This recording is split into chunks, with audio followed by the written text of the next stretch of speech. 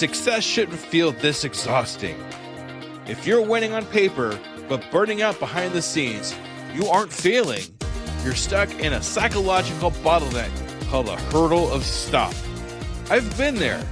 On the outside, things look great, but I was secretly burning out, convinced I was just lucky and waiting to be exposed as a fraud. I realized I didn't have a business problem. I had a mindset block. Whether it's imposter syndrome, perfectionism, or fear or failure, these aren't just feelings. They are growth bottlenecks. Identify your specific hurdle and get one immediate action step to regain your momentum today. Go to tuepodcast.net/quiz. That's tuepodcast.net/quiz to take the 3-minute assessment and get your report now. This is an Undiscovered Legacy production and proud member of Pod Nation Media Network. All right, Skoob believers, let's get across the start line with Steven Puri, founder of the Suka Company. Let's go. So I will tell you this. I think this is true both of entrepreneurs and also talent that I've seen in Hollywood, right? And when I was new to the game, I encountered people who had massive amounts of raw talent, right? With actors, writers, and same thing living in SF or New York, meeting a lot of really smart engineers who had ideas, designers who had ideas. And now that I've seen what happens over 5-10 years, what's interesting is that talent has not been the biggest determinant of who's successful now, a decade later. It's actually tenacity. And I thought, why is that? And I think there is that determination to say, hey, I can take the pass, I can take the no, I can take the lack of engagement, lack of investment, whatever, and not walk away and say instead, how do I get better? Are you ready to unlock your entrepreneur potential? Are you ready to break free from all the barriers holding you back? Then you've come to the right place. Welcome to the Undiscovered Entrepreneur, your first step in getting across the start line. Let's get across that start line together, right here, right now, on the Undiscovered Entrepreneur. Salutations, Skoob believers, and we are here again with another amazing entrepreneur. Today we're here with Steven. Hey, Steven, how's it going? I hope this is going to be amazing. Let's see what we can do. I know it's going to be amazing. I could already tell, especially the conversation we had before we got started. This is fantastic. Thank you so much for taking the time out of your day to be the Undiscovered Entrepreneur, get across the start line. Absolutely. For anyone listening at home in their car, the thing that will be interesting about this episode is I have both been a motion picture executive at Fox, DreamWorks, a couple of motion picture studios, and also raised about $21 million of venture, run a couple companies, some success, some failures. And the things I noticed along the way about how to be really productive and build, whether it's your side hustle or your hustle, I am happy to share those. And that's why we're here with the Skoob. All right. So, Steven, just a quick question here. Yeah. Ready? I'm ready. All right. Yes, I am. Yes. Well, you kid. Listen, this guy's already ready. He already knows. This guy does research. Thanks for being. I'm listening to your show. That's why I'm here. All right. Thanks for being fun, man. Oh yeah, you know we will. Thanks for being a Skoob believer, Steven. Yes. Super appreciative. I'm a believer, and I'm not. No, whatever the hell the Justin thing is, I'm not that. Not that. No, just a Skoob believer. Yeah, he's a better singer than me. Auto-tune's amazing. Yeah, well, I guess yeah, if you know how to use it. Yeah. All right. So, Steven, I love this already. We're already kind of into it, but I still want to know what your entrepreneur adventure is, how long you've been doing an entrepreneur adventure, and what got you across the start line. Okay, so I'll speak about what I'm doing right now, which is probably the best thing I've done in my life. A lot of people like talking about Die Hard or Wolverine or Transformers, Star Trek, Independence Day, all that stuff. It's super fun to talk about, but I'll be super clear with you. I'm having a kid this November. And it, for the first time in my life, really made me think about what have I done to make the world I'm handing to him a better world? And it's probably not all those summer movies, although they were fun. So what I'm doing right now is helping entrepreneurs, people who are knowledge workers, often engineers, developers, designers, writers, focus. do something with their lives. I have a very strong thesis that we all have something great inside us. And the question of this lifetime is, are you going to get it out or not? And I want to help people who are dedicated to getting it out. A lot of people are going to scroll and double tap their lives away. I can't help them. You have to want to do something. But if you do, I have a bunch of tools, a bunch of mental tricks, and that's what I'm really passionate about. So when I started my current company, the Suka Company, and Suka means happiness, it was really around how can you get into a flow state? How can you do those things that you see great people do when they're in flow, whether it's Michael Jordan floating above the court, Picasso painting or sculpting. You see inventors and engineers and people do great things. And there's a lot of commonality to that. So I was hoping to talk about some of those things here. Yeah, absolutely. And I got to tell you, a lot of what I talk about here is finding our zone of genius and being able to get into that flow state.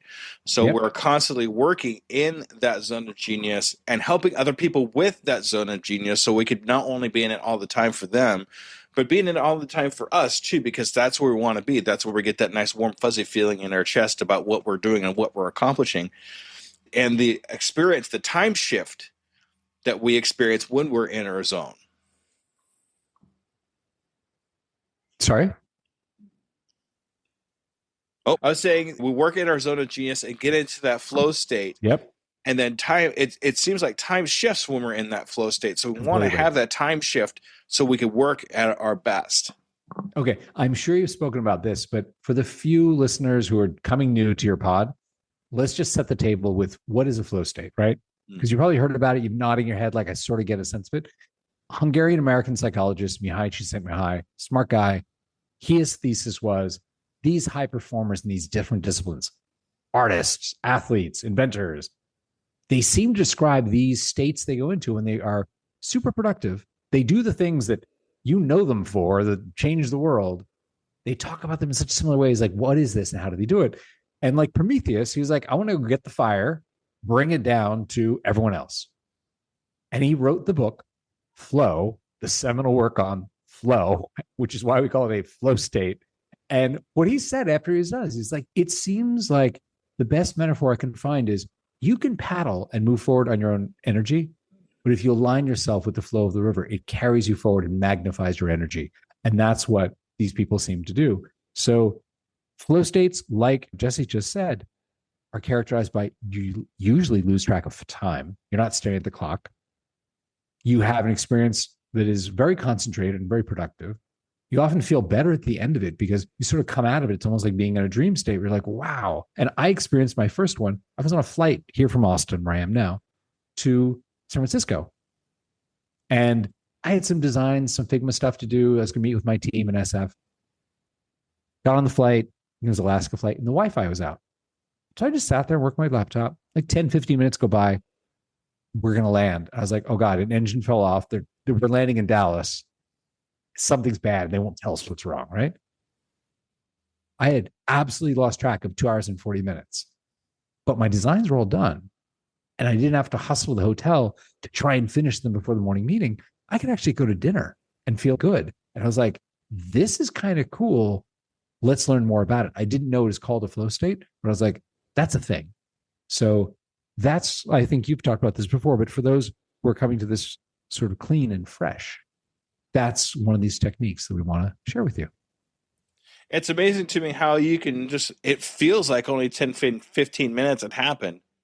I mean, because you're not really, like you said, you're not looking at the clock. But 2.5 hours have gone by. It's like, what happened to this 2.5 hours? I missed breakfast. I missed lunch. I might get dinner. Who knows? Because I'm not feeling hungry because I'm so into what I'm actually trying to accomplish here.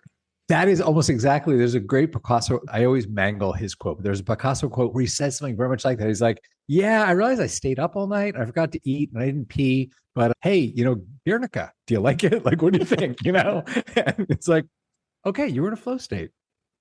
There's a book, The Big Leap, that I talk a lot about in my podcast, and they actually go into flow state. And one of the ways they talk about it is they talk about it called the Einstein theory of time. So Einstein says an hour with your lover only feels like 10 minutes, but 10 minutes with your hand on the stove feels like an hour. And that's kind of, whenever I think about flow state, that's kind of what goes through my head is that difference in timing for what's actually happening to you. Yes. So I love it. And hit this just on a second, but we want to get out of our comfort zone when we work. Yeah. And I remember you saying that a little bit earlier. Can you expand a little bit more on that for me?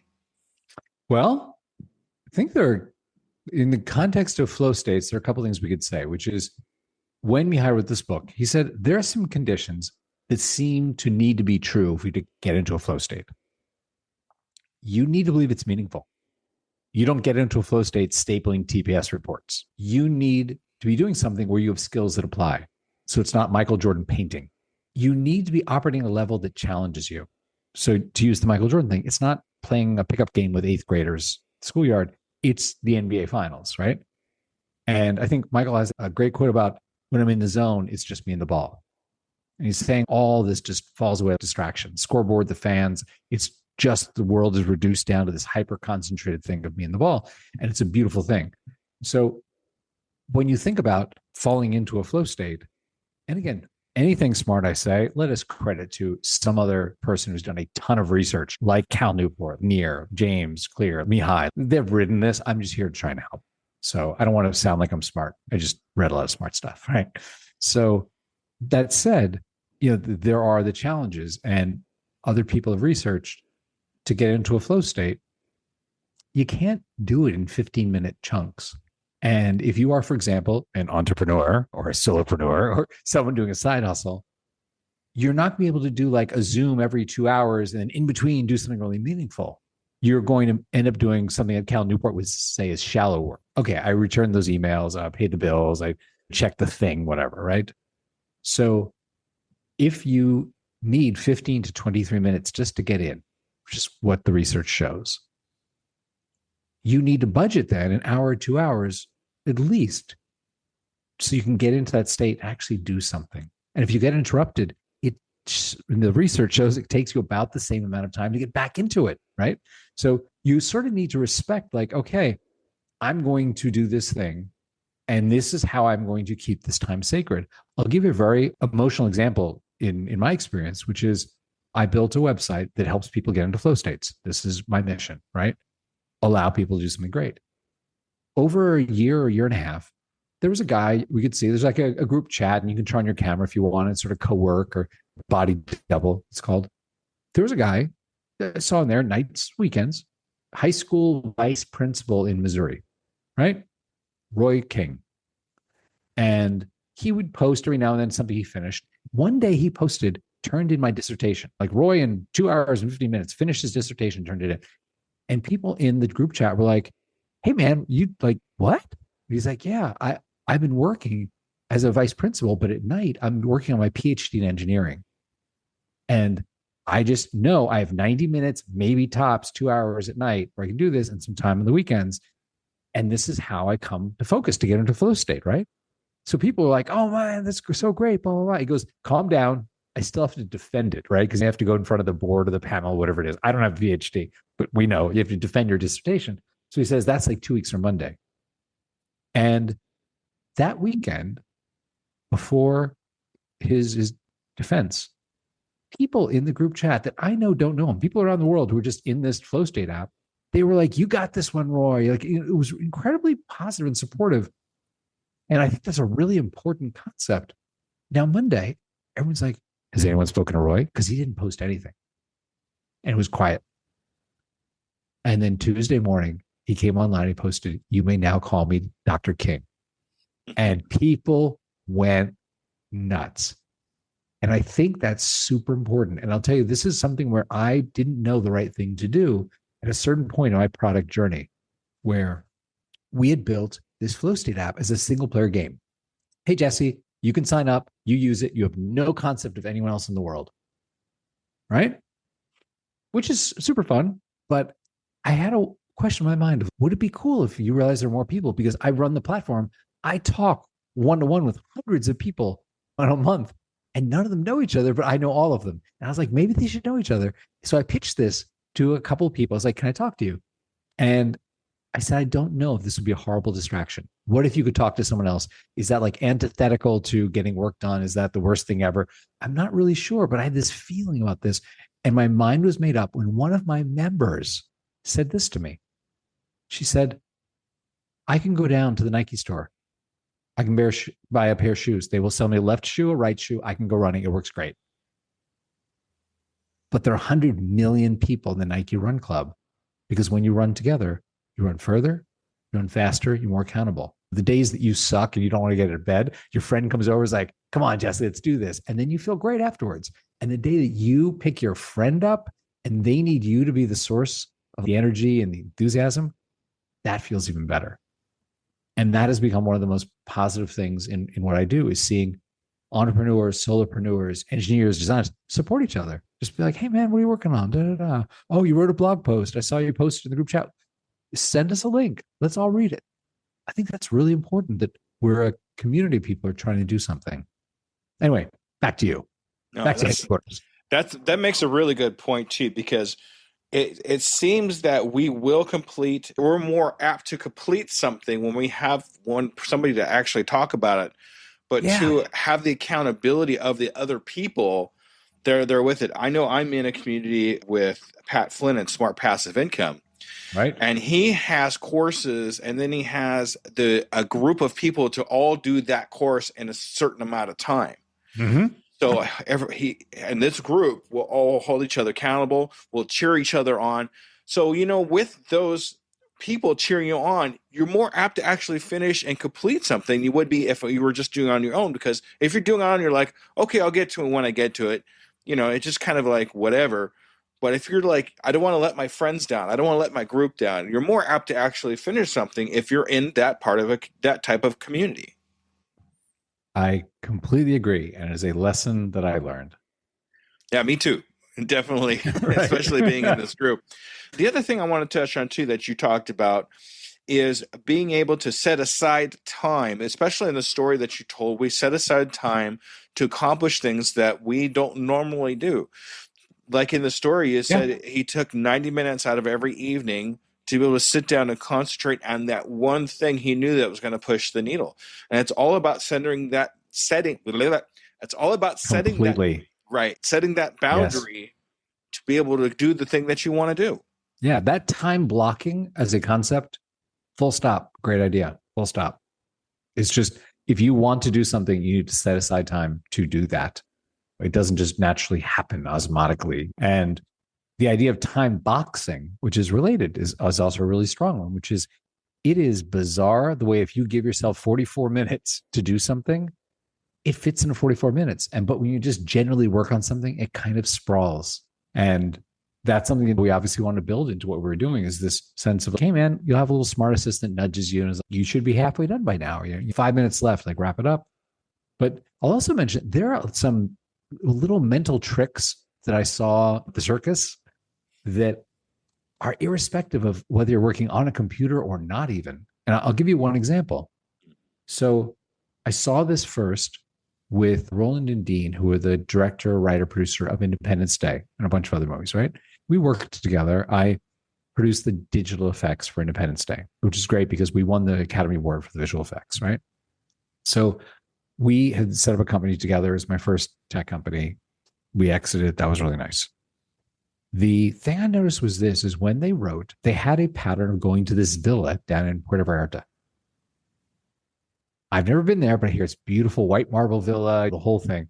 And I asked Dean about it once. I was, why is that your place? He goes, there's just this room where in the morning the light comes in over the pool and it's this inspiring experience. And we've trained ourselves to write there.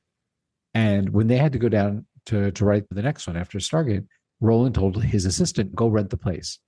And she came back, she said, it's rented. I mean, it was an Airbnb before there's Airbnb. It's just like rental, right? And she's like, it's rented. Someone's there. And this was a horrible thing in the office. Everyone's like, oh my God, what are Roland and Dean going to do? Roland called his attorney and told him to buy the place over the weekend. Monday, Roland and Dean were down there. Roland owned a $5 million villa.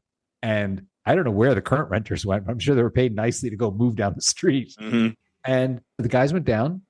6 weeks later, they came back with a script that became the third highest grossing movie in film history. And that was their mental trick of getting into that zone where they weren't thinking about casting, they weren't thinking about their agents, they weren't thinking about box office or this or competition. They just did that. But it doesn't mean you have to have a $5 million villa. Like when I was working with Alex Kurtzman and Bob Wersey at DreamWorks, when they got into crunch time, which might have been on Transformers 1 and 2, they wrote Star Trek 11, The Eagle Eye, so many things. Across the street from us, we were on the little Amblin part of the Universal lot, the little DreamWorks compound. And across the street, there's the Universal Hilton, which is not a very glamorous property. It's like where you go with your kids the night before you go to Universal Studios. Mm-hmm. And they would have their assistant rent a room over there. And I didn't really understand it because I'm like, you guys have so much money. You can go kind of anywhere. But I think for them, because they'd met back in college, like high school, college days, that for them, it evoked dorm room. That it felt like, oh, here we are back, these scrappy writers, and Alex sitting on the edge of the bed with his laptop and Bob at the little desk with his laptop. And that got them into the zone. So I say this because if you work in your home, which I do, it starts to become important. And it's a tool you can leverage to say, oh, I'm going to train my brain that whenever I enter this space, this is what I do here. And it becomes powerful. And it's free. Absolutely. It's funny that I find that if I have a great idea and I'm sitting somewhere I don't normally sit, I tend to gravitate towards that place again, over and over again. See? Because that's where I started. That's where I had that first idea. And I want to be there in that same place to have my next idea or my next idea. Dude, that is exactly it, Jesse. Yeah. And it's the same thing too with my little homemade studio that I have here. I have it set in a specific place.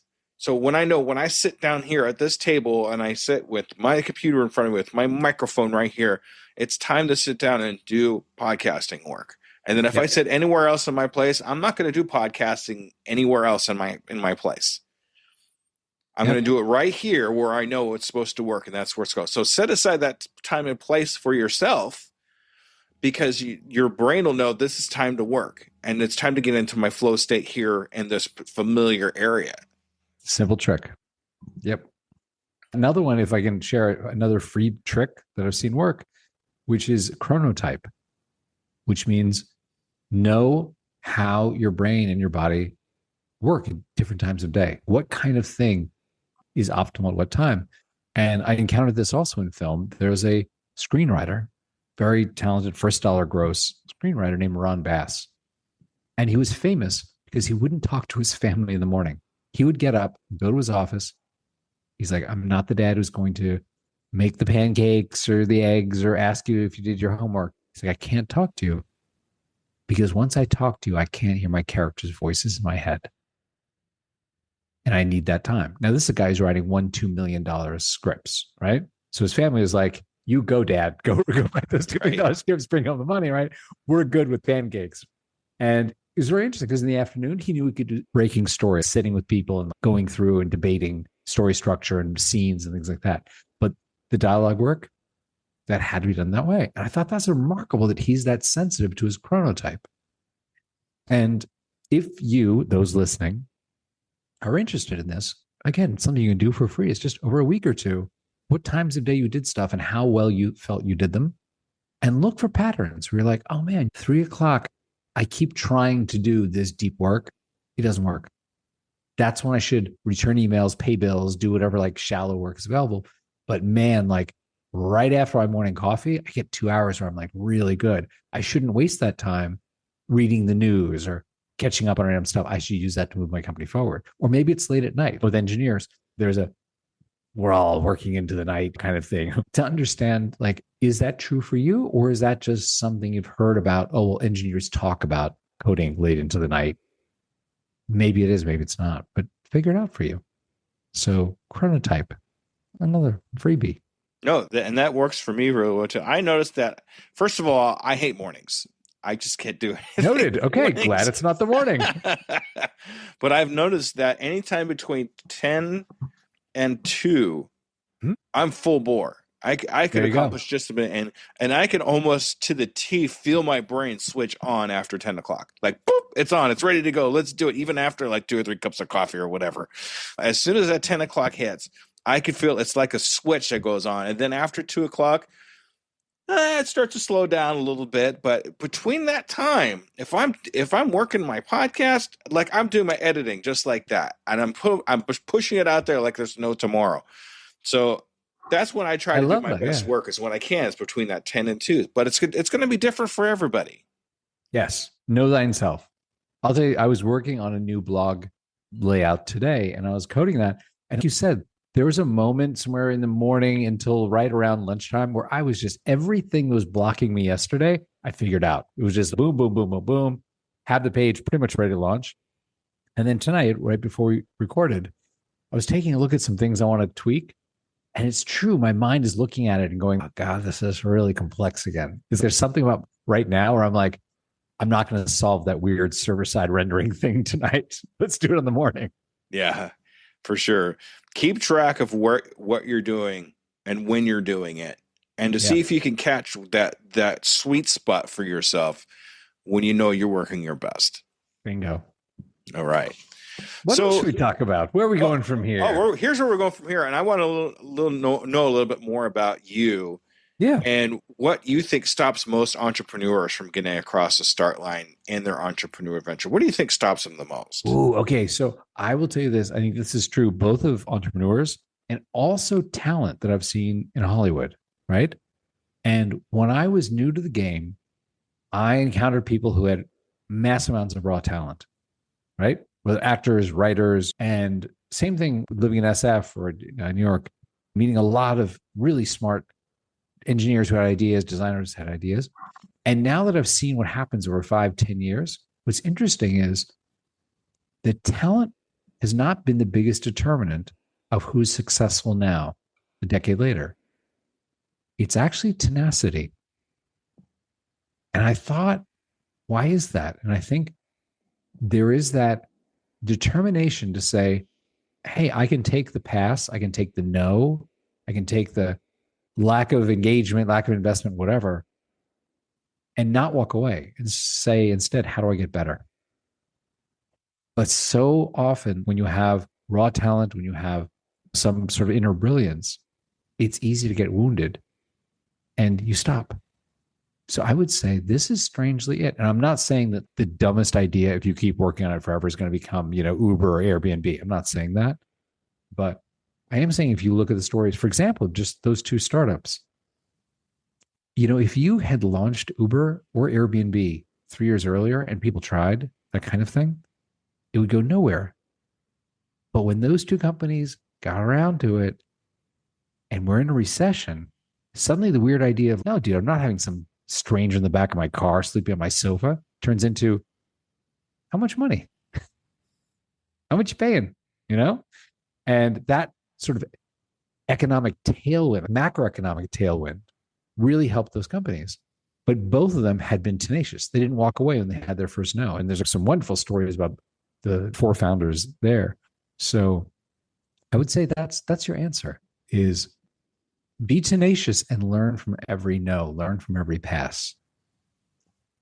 No is not always a bad thing. Yeah. You really have to have the right mindset where no sometimes means, okay, why no? And then how can I change things to make a better opportunity for the next person that comes in so they say yes? True. No is always a learning part. It's almost like failure. No is almost like a failure, but it's not a failure like it's a bad thing. We're going to throw our hands up in the air and say, okay, I'm done. I'm not going to do this anymore. It's okay, I failed. Why did I fail? And how do I use the knowledge from that failure or that no in my next thing so it can quite possibly be yes? And you might get a couple of no's, but don't be afraid of those no's. Those no's are actually, in some instances, probably better than a yes, because you're going to learn more from no. This is very true. And also be careful from whom you accept advice, because everyone's going to give you advice. And try to prioritize the advice from people who have been there, who have done it, And if you have an investor that you were just hoping so much was going to be into your B2C food delivery, photo sharing, iOS app, whatever it is you're developing, and they just don't get it, And you realize that they're mainly doing like B2B insurance SaaS products. The advice they give you on why they gave you a no might be meaningless. But if the guy was the one who backed Instagram or DoorDash, might be worth listening to. He might have an opinion that helps you, or she. Yeah, just be careful about how you experienced the information. Make sure you kind of check sources too if you have that capability. That way, you know that it's something that they're not just saying, they're just not just throwing it out there just to sound smart. They're throwing it out there because they want to help you. They want you to accomplish what you were trying to accomplish. So they have, as long as they have know-how and things to back it up too, you might want to take them a little more seriously than the guy on the street saying, "Oh yeah, I remember I did that 20 years ago," Yeah. whatever. So yeah, just be careful, but take it all in stride. And with a no, specifically from an investor, something I've found that's helpful is ask them, what would make this a yes? And see if they give you some milestone or some metric or something going, what? If you could find 100 customers willing to pay $100 a month for this, that would get my attention. Or if you could show that where you are to where you're going to be is you get to like 90% month over month paid retention, that tells me that's the signal that I'm looking for here. And that might be really helpful because you're like, oh, okay. So that's how from across the table, you're measuring, is this going to work? There may be a reason for that. And don't just take no as like no. Ask why no. If you have gone through a presentation or anything like that, and they say no, you've shown up enough to where you could find out why they said no. And then as long as you can figure out what that why is, you can use that in your next thing. Now, the only reason I know about no more than anybody else I probably run into, I used to be a car salesman. You want to talk about no. Wow. Yeah. I heard no on an hourly basis. Okay? Yeah. You have to develop thick skin. Yeah. But I think that's why I'm able to take no in such stride and figure out and have the tenacity to ask why. Because that should really be your next question after you get the no. Yeah. Don't be afraid to ask why. They'll tell you, but they're not going to tell you anything unless you ask them why. Yes. And sometimes they'll be honest with you and sometimes they won't. So you have to be aware. Suppose you walk in with a co-founder and they know some history at the co-founder where they would just never invest in this guy or girl. And they're probably not going to tell you. If you say why, they're not going to go, well, Sam over here sucks and we lost $4 million. They're probably not going to be super honest all the time. But if you say, what needs to change so that I could, this turns into a yes, sometimes you'll get also an interesting answer. Absolutely. I think more than anything else, just don't be afraid to ask the question. Totally. Yes. They're all humans. Absolutely. All right. So I'm sure you've been on a lot of podcasts and you've heard what's your biggest pitfall? What's been the biggest problem that you ran into? But I like to put a little bit of a spin on it. What is one of your biggest pitfalls that you're proud of? I am so glad I had this pitfall because out of this pitfall, this amazing thing happened. You ever had anything like that? I'm sure you've had something like that happen to you. Okay. So I had 2 startups that failed. I'd raised about $3 million each. I had never lost millions of dollars of someone else's money before. And I felt ashamed. I felt embarrassed. I felt like a capital F failure. And to go back to something you said a few minutes ago, and then I'll finish answering your question.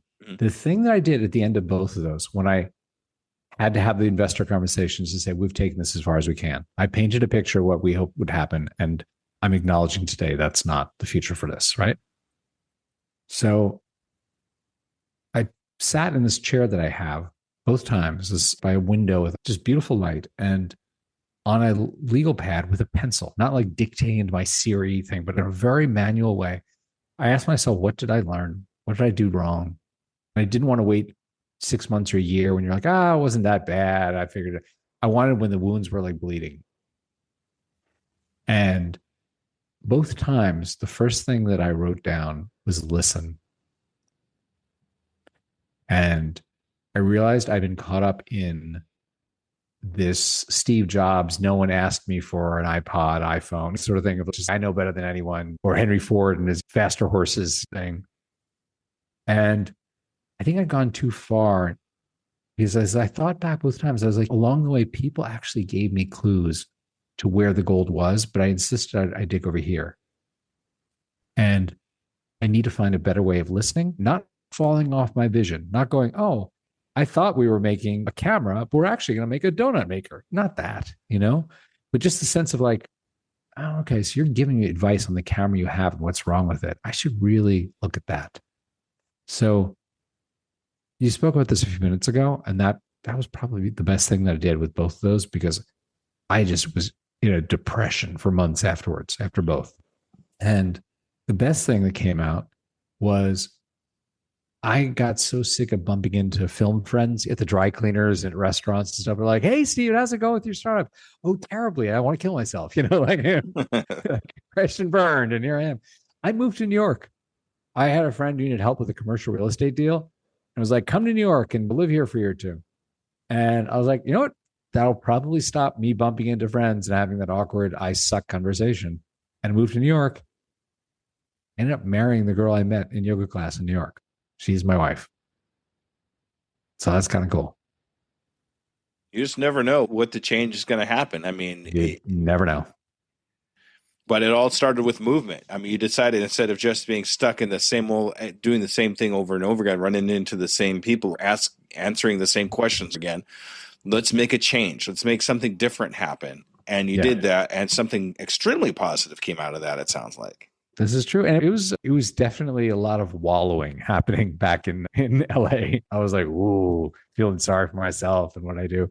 So it was a great change of like a shock to the system. Be like, okay, let's start over. It's almost like a fresh start. Yep. Exactly right. And when you do come across something that happens where it doesn't quite work out the way you had planned it, especially like you said, it's important to do a postmortem of what happened. And to physically write down and understand what happened. The other side of that, too, is to do a pre-mortem. And most people... Ooh, okay. Where are you going with this one? Okay, so I read this in a book, too. Unfortunately, I can't remember what the book was. But you sit down and write down what could possibly go wrong before actually doing the thing. So when you do that, if something's coming up, you're already kind of semi-prepared for it because you knew that this might be a situation where it's coming. So you do a pre-mortem. I learned that from Creativity Inc. And Pixar does that with a lot of their movies and things like that, where what could possibly go wrong first before we actually start making the movie. And that's how they when they come across, oh yeah, we prepared for that. Let's do that. That's so interesting. Yeah, so you're prepared and ready to go. If something that bad, something similar happens, you're ready for it. And then you have the postmortem for if something bad does happen, you could sit down and write that down and be ready for whatever the next thing could be, like you said. But yeah, doing a pre-mortem and a postmortem will definitely help you in the end. So interesting. I'll tell you, there's an Amazon technique that I always thought was cool, which is at the beginning of a product or a feature that they're going to work on, they write the press release for when it comes out. And I thought it's a really great way to express a vision of like, today we released this thing with same day delivery and what it enables is this, that, other thing. And this is how we did it, even though they hadn't built the thing yet. But it was just a great statement of vision. I like that. Yeah. And it prepares you more than anything else. Yeah. But the thing that strikes me most in what you talked about, listening, you know how hard it is for a lot of people to actually sit down and listen, not just hear. There's a difference between hearing and listening. You can't just hear what they're saying, but you got to be able to listen and understand what that actually means when they're telling you that this is happening or that's happening. It's very important. It's almost as important as the question itself, as listening to the answer. Because you need to be able to understand that answer and work it into whatever it is that you're doing. But if you're not listening for that answer and where it's supposed to be, you're not going to get it. And I am guilty of this, even though I know it's a bad thing, which is sometimes you know what you're going to say and you're just waiting for the break to say it. And that means you've stopped really responding to everything else they're saying after the point where you're like, well, the next thing I'm going to say is, get the ice cream, Jerry, whatever. You're not there for the back half of that thought. And that's unfair. And that's why a lot of times when I'm talking to somebody, even in my interviews, if I do have something that sparks interest and I want to say it, but I don't want to interrupt you, I'll write it down. Something, just a little note for myself to remind, because by the time you finish what you're saying, I forgot what I was going to say anyway. But if I write that down, I could document it somewhere where I say, oh yeah, that's what I got to ask this question.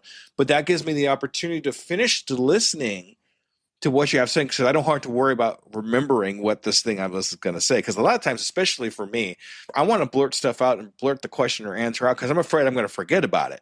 Yeah. But if I jot it down and I don't forget about it, that gives my brain an opportunity to focus on the rest of what you're trying to say and accomplish. Which is awesome. I hope I have something worthy of listening to. But yes, I'm with you. You have. I've already filled up one side of my paper. Yeah. When I see that in your next book, you're like, great ideas I had. I could probably just put a bunch of these things together and make a book out of just that. I'm just saying. And tell it to Pi. He'll make a book for you. Yeah.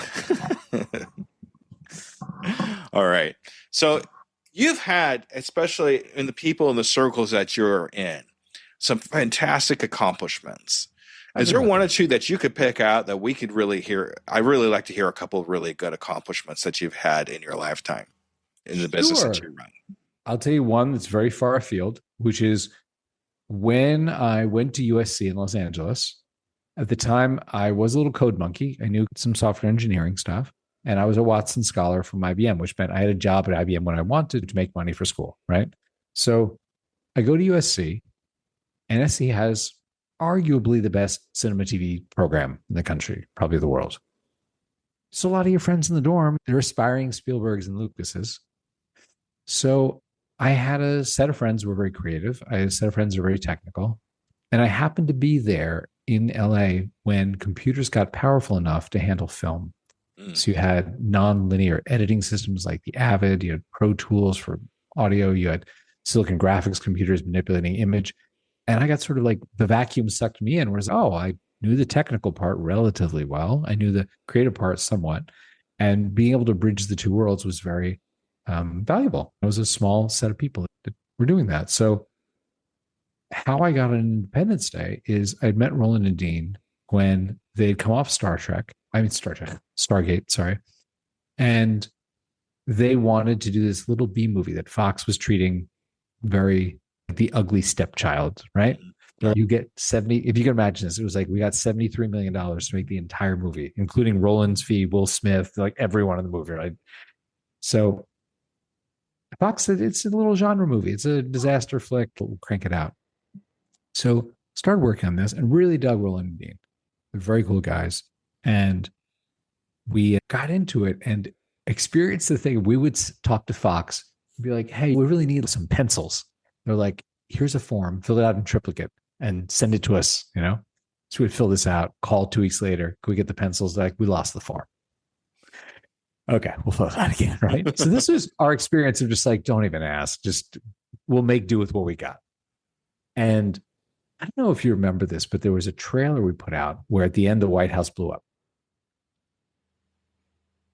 It played really well. Monday, Fox called and said, what do you need to finish? And of course, being beaten down, we were like, can we have the pencils? Like, is that still an option of getting the pencils? What do you think?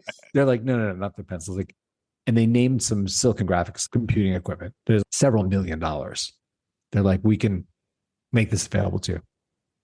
And we were like, what just happened?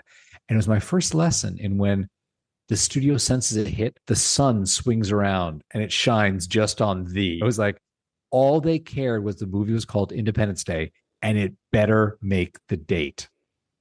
Mm-hmm.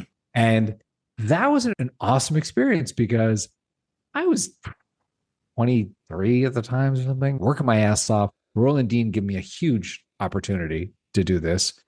And it came out, people connected with it. It's populist entertainment. It is not high art, but it worked. It wove all those little stories together in a way in which you cared. The dog lives in the tunnel. All the things happened, right? And winning the Academy Award for visual effects helped everyone on the visual effects team. Visual effects, digital effects, all of us. So that was how I got my first company going, was when we set up Centropolis Effects, which I co-owned with Roland and Dean. we raised $15 million, which wasn't incredibly hard because it's, oh, you guys just came off the third highest grossing movie in history and you won the Academy Award for visual effects. You want to start a visual effects company. Duh. How much do you want? Right? That was not a hard fundraise. And we ended up exiting for 6x a 4 years later to Das Werk, this German media conglomerate that wanted to buy us out. And I was in my late 20s at this point, and I'm so smart and good at this. I started a company that got bought. Later, we understand how hard it is to do that. But at the time, in your 20s, you think you're smarter and faster, better looking than you actually are. And that was a really great moment in my life where I was like, wow. And I took 2 years off. And I had some money in my pocket. My girlfriend was a flight attendant for Air France. We got to travel and just saw a bunch of the world. Had a really great time. So I was very lucky. Fantastic. I love that story. That is great. Congratulations on all that. Thank you. Because of your profession and what you've been through, I'm going to ask you this question. And this has always been kind of fascinating to me is the hero's journey. Mm-hmm. And how the hero's journey can be used in the aspect of being an entrepreneur and how it actually works. Can you touch on that a little bit? Oh my God, Jesse, one of the best questions I've heard on your podcast. Yes, we are humans. We relate to each other. We teach each other. We understand life through story. And the book and the idea that Jesse's referencing, for those who don't know, is Joseph Campbell actually wrote a great amount of books and did miniseries and all this on this, but talks about through mythology to modern day, there is a journey through which we put the people that we talk about. And it talks about their internal failures and successes, their external conflicts, things like that. And if you can paint your company, your mission in terms of this kind of story, people naturally understand it because they've been trained their whole life, whether it's on a Pixar film, whether it's watching a Skywalker in a Star Wars movie, whether it's watching Chris Pine and Zach Quinto in Star Trek, whatever it is, there's this thing of here's a hero. Internally, this is what's wrong with him that has to change for him or her to survive and win. Here's the external force. These two things are colliding. This is what ultimately has to happen. At some point, he or she has to go and have like the 40 days in the desert sort of moment of like, who am I going to be? And ultimately, they overcome their internal problem and it's a success, or they don't. And it is a Greek tragedy. They fall victim to their hubris or their egotism or whatever.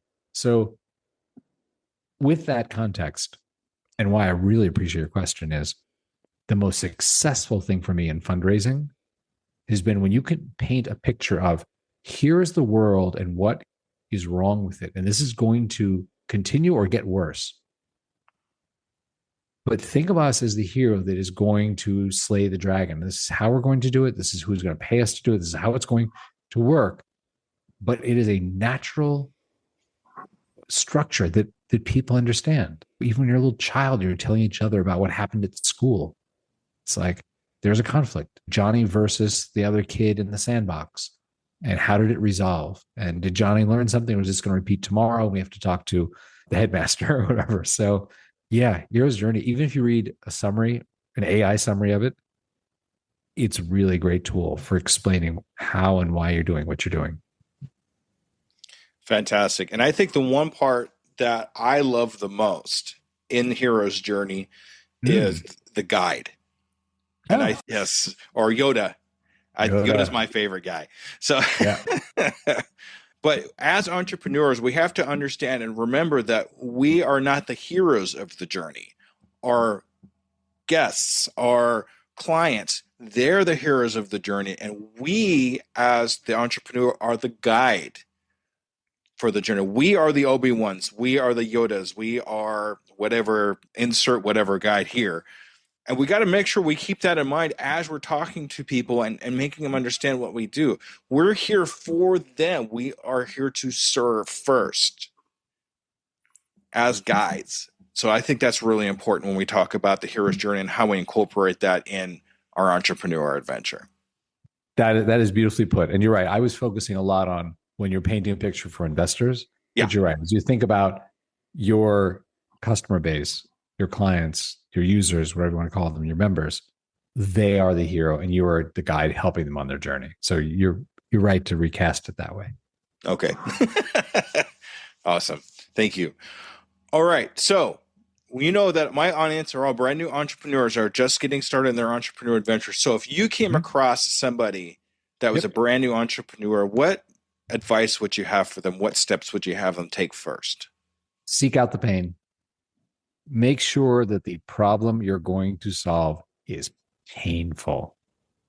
So what you can do to validate how painful that problem is going to serve you immensely. Because if you end up building the best solution to a problem that people are like, I don't know, it's kind of okay the way it is, you're wasting your time. You're wasting your life.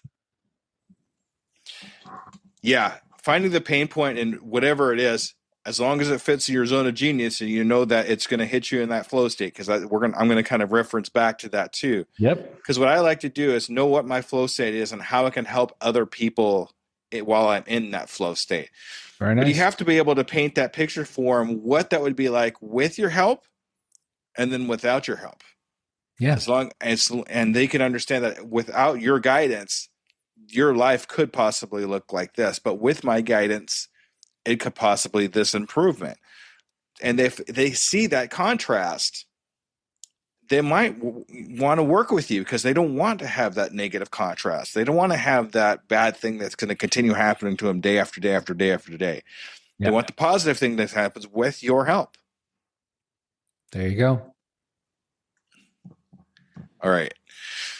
So this is a tradition I have on all my guests. In the next 6 months, where do you see you and your company? I'd like to hear your next 6-month goal. And if I come back on in a year, do I have to remember this? I will remind you. Because I remember you had on, I can't remember who it was like, what did I say a year ago? Oh, yeah. That was on. Yeah, that was. It's like, did I say something good then?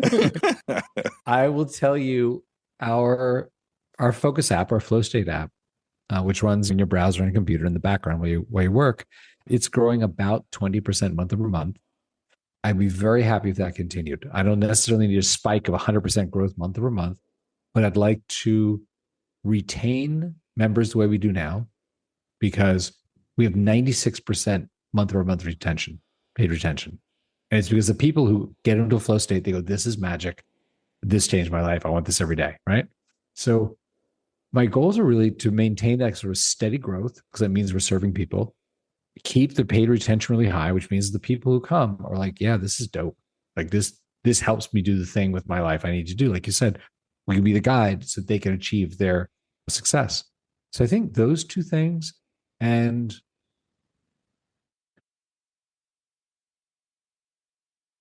to share some of the free lessons that are not even tied to the thing I generally do. Like, I loved coming on your podcast because it's like, hey man, some of these things are just mental tricks. Think about your mental space. Think about your time of day. Think about how you manage your energy. I just want to see more people do great things.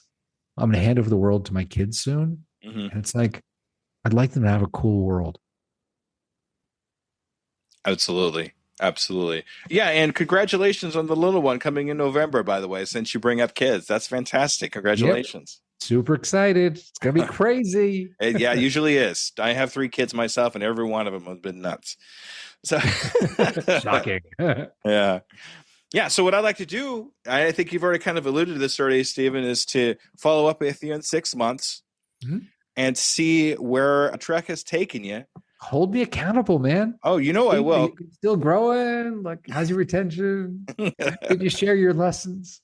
Well, you're not just accountable to me. You're accountable to all my Skoob believers out there. So we're all pulling for you. Thank God they don't know my address because I like sleeping. Oh, yeah, I know, right? I don't need visitors in the middle of the night. How you doing? What I'd like to do, too, if it's okay with you, is actually put in the show notes something that'll link to your Flow State app. I would love that. Yeah. And let me mention this. My email address is very public. It's Steven@thesuka.co, which is TheSukha.co. If there's anything we talked about and someone's like, oh man, I'd love to read more about this Cal Newport guy or this Mihai guy, or email me. happy to send you back a link. I don't have time to send you back 14 paragraphs, what you should do with your life or story of my life. But I do get back to all my emails in 24 hours if I'm not sick or traveling. So it's a sincere offer. Absolutely. So this is what I'm going to go right here is just go into your time to shine, the time to where you do go ahead and give us all your information, how we get a hold of you and all that good stuff. Okay. Ready, set, go. Okay. Email address, as you know, Steven at Suka, SUKHA.co for the Suka Company, Happiness Company.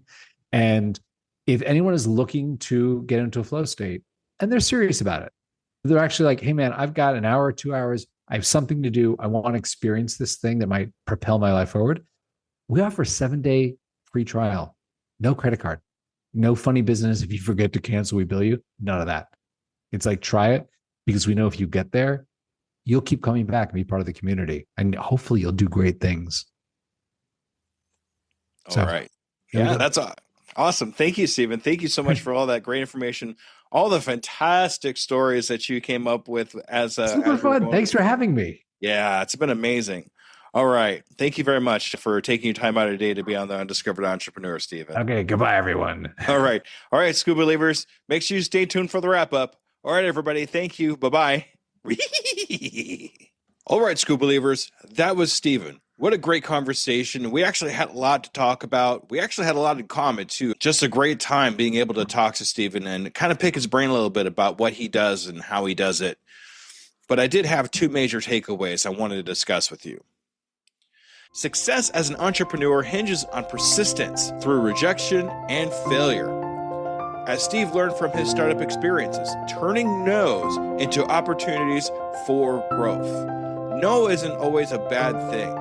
No just means, hey, there's something that's a little bit different here that I need to talk about or that I need to do. No is an opportunity, not the end. Make sure that no is not something that stops you from getting across the start line. Find your flow state. Create a dedicated space and time to tap into your zone of genius, as Steven suggests, to unlock productivity and make meaningful progress in your work. We have to set a time aside to be able to work in our zone of genius whenever possible. If we don't have time to work in our zone of genius, things will get cloudy. Things will work the way they really should be. But spending that time in our zone of genius will make the biggest difference in our business and our personal lives too. Take the time to be and work in your zone of genius and be in that flow state as much as possible. And with that, I want to say thank you very much, Skoob believers, for another amazing episode, and we'll see you next week. Bye-bye, everybody. And there you have it, future entrepreneurs. We've taken another step towards our journey to get across that start line. Remember, every great business starts with a single idea and the courage to pursue it. You've already shown that courage by joining us here today. As we wrap up this episode of The Undiscovered Entrepreneur, I want to remind you that the start line isn't as far away as you might think. With each bit of knowledge you gain, each fear you face, you're getting closer to launching your dream. Until our next episode together, keep pushing, keep dreaming, and most importantly, keep taking those steps across the start line. They'll all add up to big strides in your entrepreneur adventure. This is Skoob, your guide across the start line. Remember, your future is waiting. I can, I am, I will, and I'm doing it today.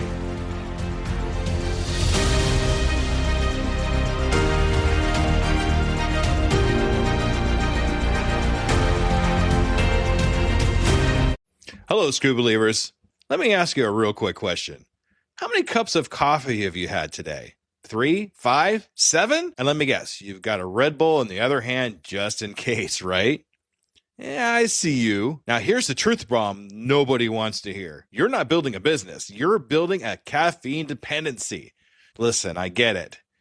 When you're grinding 12, 14, 16-hour days, you're building something from nothing. When you've got payroll to meet, investors to impress, and visions that won't wait. You need fuel. But what if I told you that the fuel that you're using is actually slowing you down? What if the very thing that you think is keeping you sharp is actually making you dull? Enter Rise Coffee. This isn't your grandma's mushroom tea. This isn't some hippie wellness trend. This is science meets performance. And here's what makes Rise different. Less than half the caffeine of a regular cup of coffee. But here's the kicker. You won't miss it. 6 organic powerhouse mushrooms, including Chronotype, what Olympic athletes use, and lion's mane, what Silicon Valley biohackers swear by. Sustained energy that doesn't spike and crash. We're talking smooth, clean power from morning to moonlight. Crystal clear focus without the jitters. Imagine closing the deal with calm, confident mind instead of the caffeine chaos. Gut health and immune support, because what's the point of building an empire if you're too sick to enjoy it? So here's the challenge to you. Stop borrowing energy from tomorrow. Stop running on fumes and call it a hustle. Stop wearing your caffeine addiction like a badge of honor. Real entrepreneurs optimize, real entrepreneurs adapt, real entrepreneurs win.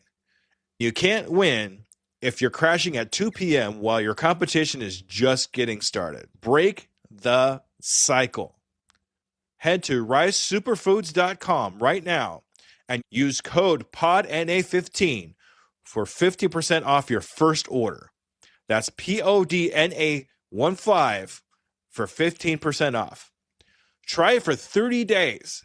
If you don't feel the difference, if you don't feel sharper, calmer, more focused, more alive, then go back to your 6-a-day cup habit. But I'm telling you, we won't, because once you feel what real energy feels like, you'll never go back. Ditch the addiction, fuel your empire, and rise up. Rise Coffee, energy that builds, not burns.